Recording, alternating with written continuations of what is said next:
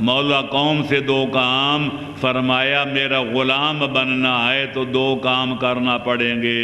مولا جلدی فرمائیں ہم حاضر ہیں۔ فرمایا جن چیزوں کو قرآن اور اسلام واجب قرار دے ان کو بجا لانا پڑے گا، اور جن چیزوں کو قرآن اور شریعت اسلام حرام قرار دے ان سے دامن کو بچانا پڑے گا۔ دو کے دو کام تم کر لو، میں تمہاری جنت کا ضامن ہوں۔ الحمدللہ یہ کسی ذاکر مولوی کی ضمانت نہیں، کسی معلم اور کسی خدام کی ضمانت نہیں، کسی گدی نشین پیر فقیر کی ضمانت نہیں۔ جن کو اپنے انجام کا پتہ نہیں وہ کہاں جائیں گے، وہ دوسروں کو ضمانت کیا دے سکتے ہیں؟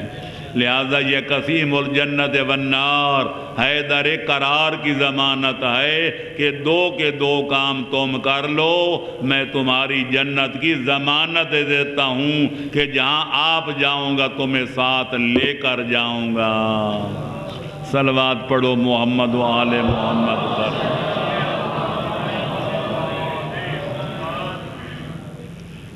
تو میرے دوستو، عزیزوں اور بزرگوں، میں نے اپنی سعادت الدارین میں بڑی تفصیل کے ساتھ لکھا ہے، جو ساری چیزیں بیان نہیں ہو سکتی اور نہ بیان کی جا سکتی ہیں، کہ پیغمبر اکرم کے بعد حضرت امام حسین کی شہادت کوئی ناگہانی طور پہ واقعہ نہیں ہوئی تھی، کوئی اچانک یہ سانحہ پیش نہیں آیا تھا۔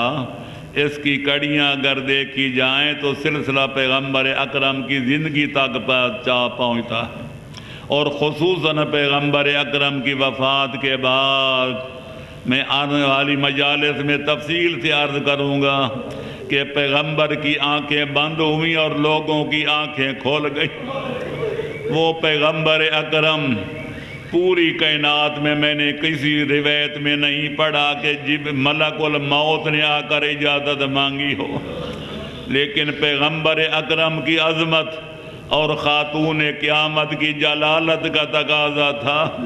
پیغمبر کا آخری وقت ہے، خاتون قیامت کا زانو ہے، نبی کا سر ہے۔ ایک آدمی دروازے پہ آ کر کہتے ہیں میں دور سے آیا ہوں، پیغمبر اکرم سے ملنا چاہتا ہوں، اجازت ہے؟ خاتون قیامت فرماتی ہیں بابا تکلیف سے ہیں، اس وقت ملاقات نہیں ہو سکتی، پھر کبھی آنا۔ تھوڑی دیر خاموشی چھا جاتی ہے، اس کے بعد پھر وہی آواز بلند ہوتی ہے میں ایک بڑا دور سے آیا ہوں، بڑے ضروری کام کے سلسلے میں نبی اعظم سے ملنا چاہتا ہوں، اجازت ہے؟ جب اس نے دوبارہ اصرار کیا تو بی بی کی آنکھوں میں آنسو ڈوب ڈوبا آئے، پیغمبر اکرم کے چہرے انور پر گرے، پیغمبر نے آنکھیں کھولی، دیکھا خاتون قیامت رو رہی ہے۔ پیغمبر بے چین ہو گئے، فرمایا بیٹی فاطمہ کیوں رو رہی ہو؟ عرض کیا بابا جان کوئی بندہ دروازے پر آئے، وہ آپ سے ملنے پر اصرار کر رہا ہے، میں نے 2 بار کہا بابا نہیں مل سکتے، لیکن پھر بھی وہ تو کھڑا ہے، اصرار کر رہا ہے۔ یہ سن کر پیغمبر کی آنکھوں میں بھی آنسو آ گئے، فرمایا بیٹی کوئی پتہ ہے یہ اجازت مانگنے والا کون ہے؟ نہیں بابا، فرمایا یہ وہ ملک الموت ہے جو نبیوں سے بھی اجازت نہیں مانگتا، رسولوں سے بھی نہیں مانگتا، وصیوں سے بھی نہیں مانتا، تیرے پردے کی اہمیت ہے، تیری شان کی جلالت ہے کہ ملک الموت بھی اجازت کے بغیر اندر آنے کی جرات نہیں کر رہا، اسے اجازت دے دو تاکہ آئے اور اپنا فرض ادا کرے۔ الغرض بی بی نے اجازت دی، ملک الموت اندر آیا اور پیغمبر اکرم کی روح مقدس کو قبض کیا۔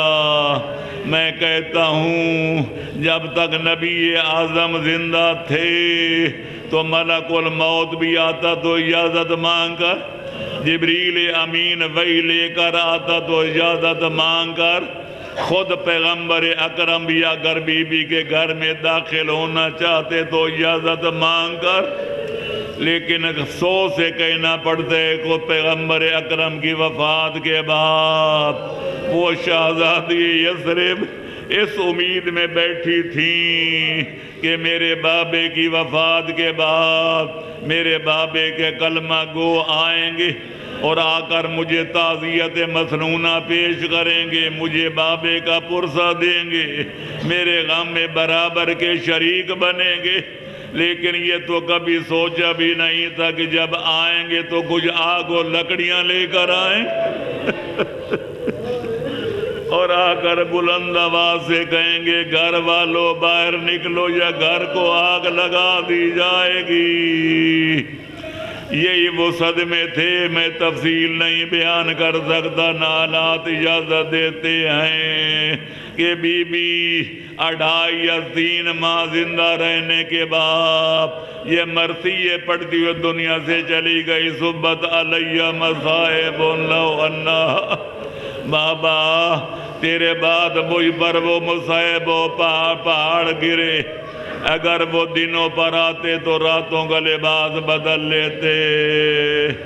لہذا یہ پیغمبر اکرم کے بعد لوگوں کی آنکھیں کھلی، جناب بطول پر ظلم کیا گیا، حیدر کرار کو شہید کیا گیا، حسن مجتبیٰ کو زہر کا پیالہ پلایا گیا اور سید الشہداء پر مصائب کا خاتمہ ہو گیا۔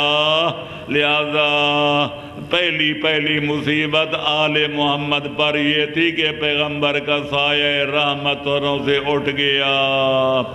اگر پیغمبر زندہ رہتے تو نوبت نہ پہنچتی، لیکن خالق کائنات کی قضاء و قدر میں کسی کو دخل دینے کی گنجائش نہیں ہے۔ وہی ہوتا ہے جو منظور خدا ہوتا ہے۔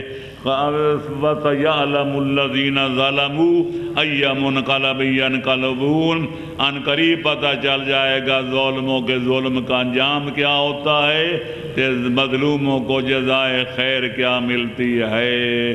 وَآخِرُ دَعْوَانَا ان الحمد للہ رب العالمین وَسَيَعْلَمُ الَّذِينَ ظَلَمُوا أَيَّ مُنْقَلَبٍ يَنْقَلِبُونَ۔ الہ العالمین تجھے واسطہ سرکار محمد و آل محمد علیہ السلام کا، اسلام کا بول بالا فرما، کفر کا منہ کالا فرما، پورے عالم اسلام کو، تمام سنی شیعہ مسلمانوں کو اتحاد و اتفاق کی توفیق عطا فرما۔ یا اللہ ساری کائنات کو خواب غفلت سے جگا، تاکہ ہر قوم پکارے کہ ہمارے ہیں حسین، اور ہم حسینیوں کو، حسین حسین کہنے والوں کو مقصد شہادت حسین کے سمجھنے اور پر عمل کرنے کی توفیق عطا فرما، تاکہ افعال یزیدی مٹ جائیں، مظلوم سے الفت پیدا ہو۔ اس واسطے ان کے درد بھرے احوال سنائے جاتے ہیں۔ یا اللہ جو مومنین مومنات بیمار ہیں ان کو بیمار کربلا کا صدقہ صحت کاملہ عطا فرما، بے اولادوں کو دولت اولاد سے مالا مال فرما، جو کسی وجہ سے پریشان حال ہے ان کی پریشانیاں دور فرما، آخری زمانے کے فتنوں سے بچا، پاکستان کو اسلام کا محکم قلعہ بنا، اور جو اسلام اور مسلمانوں کو زک پہنچانا چاہتے ہیں ان کا نام و نشان مٹا۔ یا اللہ ہمارا خاتمہ اسلام اور ولایت محمد و آل محمد علیہ السلام پر فرما، ہمارا حشر نشر چاردہ معصومین کے سچے غلاموں کے زمرے میں فرما۔ آنے والا سال جس کا آج ابتدا ہو چکی ہے، اس کو امن و آشتی کے ساتھ، خیر و عافیت کے ساتھ گزار، اور خاص طور پر عشر محرم امن و سکون کے ساتھ، امن و آشتی کے ساتھ، اور بڑے محبت و پیار کے ساتھ عالم اسلام کو گزارنے کی سعادت عطا فرما، تاکہ سب پر واضح ہو جائے حسین اس کا، حسین اس کا، حسین تیرا، حسین میرا، حسین رب کا، حسین سب کا۔ ربنا آتنا فی الدنیا حسنۃ وفی الآخرۃ حسنۃ وقنا عذاب النار بحق النبی وآل بیتہ الاطہار۔ باہر سرکار علامہ صاحب قبلہ دا کیتا ہے ترجمہ قرآن باقی کتاباں تو علاوہ انہاں دی نویں محمد کا نواسا ہے یہ اے مسلم